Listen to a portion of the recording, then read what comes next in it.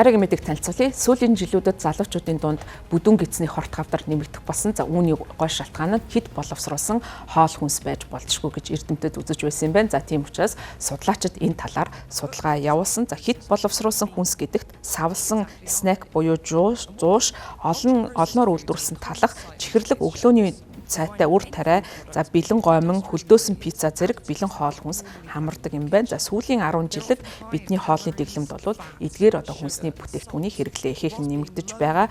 За ахмад насны өвчин гэж тооцогддог 50-аас доош насны хүмүүст онцлогддог бүдүүн гидсний хорт хавдар тохиолдол бол нэмэгдэж байгаа. За үүнд бол хэд боловсруулсан хүнсний хэрэглээ бас нэмэгдэж байгаа нь харагдаж байна. Эрдэмтдийн судалгаанаас үзэхэд эдгээр өвчин голтуу хожуу үе шатанда онцлогдох хандлагатай байдаг бөгөөд амьдрах ийм өвчин тусан тохиолдолд амьдрах магадлал муу байдаг юм байна. За тийм учраас бидний хоол дэглэмд гарч байгаа энэхүү өөрчлөлт нь эрүүл мэндэд ямар нөлөөлөл үзүүлдэг болохыг наривчлан судлах шаардлагатай болсон. Судлаачид Америкийн нэгдсэн улсын 29,000 гаруй эмэгтэйчүүдийн хоолны дэглэм болон дурангийн шинжилгээний үр дүнг харьцуулсан шинжилсэн байна. За тэд өвчтнүүдийн 20 гаруй жилийн эрүүл мэндийн мэдээлэл тулгуурлан эдгээр эмэгтэйчүүд цаг хугацааны явцад ямар хоолны дэглэм баримталж байсан нь тэдгээрийн эрүүл мэндэд нь яаж нөлөөснийг судалсан байна. За хэд боловсруулсан хүнс хамгийн бага хэрэгэлдэг эмэгтэйчүүдтэй харьцуулахад хэд боловсруулсан хүнс хамгийн их хэрэгэлдэг эмэгтэйчүүдийн бүдүүн болон шулуун гидсэнд хавдар үүсгдэг аденомина буюу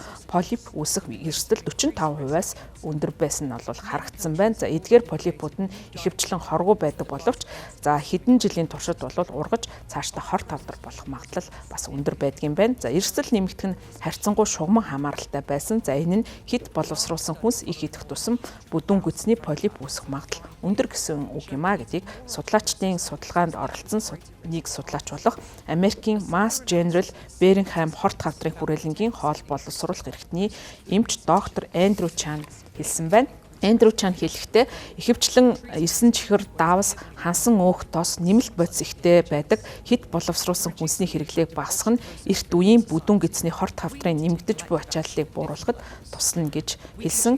Хэд боловсруулсан хоол хүнсний хэрэглээ болон бүдүүн гидсний хорт хавдрын өөр нэгэн урьдчилан нөхцөл болох шүдний эрүүл мэндийн хооронд ямар ч холбоо байхгүйг эрдэмтэд мөн судалгаагаар тогтоосон байна. За судлаачид тархалт, эслэг багтай хоол хүнс хэрэглэх зэрэг нь бүдүүн гидсний хорт хавдрын бусад эрсдэл хүчин зүйлийг харгалзан үтсэн боловч дээр дурдсан үр дүн бас л батлагцаар байсан байна. Жам Оноколи нэртэй сэтгүүл хэвлэгдсэн энэхүү судалгаанд хэд боловсруулсан хоол хүнс хорт хавдар үүсгдэг болохыг шууд нотлоогүй. Гэхдээ энэ судалгаа нь хоолны дэглэм эрүүл мэндийн эрсдэл хэрхэн нөлөөлж болох талаар зарим сэжүүрийг судлаачид өгсөн байна.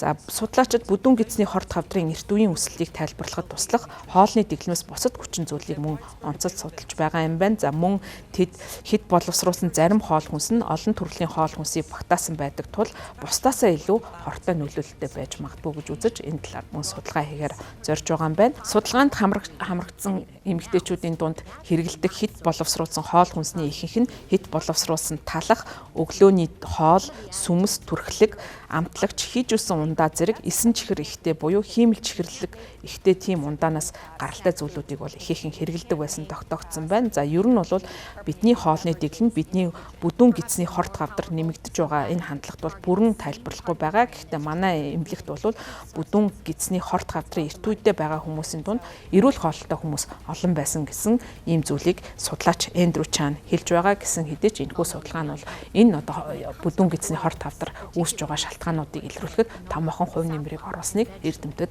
онцолж байгаа юм а. There might be a reason for that, and it might be related to ultra